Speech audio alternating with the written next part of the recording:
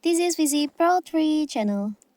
In today's video, I will show you how to enable notification dots on Facebook. Before we get started, don't forget to subscribe and turn on the notification to keep you updated about this channel. So, let's go! Facebook added new options that allows user to stop notification dot from appearing, and you can also turn on the notification dots to appear when you get any notification on Facebook. In this video, I will show you how to show notification dots on Facebook.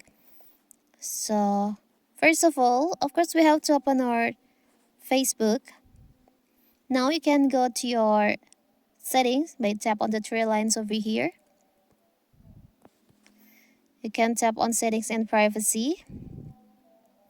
Now tap on settings.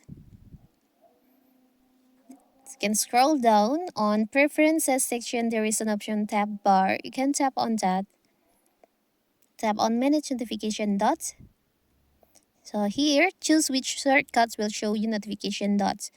I will choose all. Here's the example. If you get notification on your Facebook, it's the dot. Go back. And when you have a notification on your Facebook, you can see the dots in here and for the others bar. So simple, right? So that is how to enable notification dots on Facebook.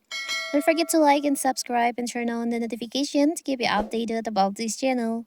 Thank you and see you.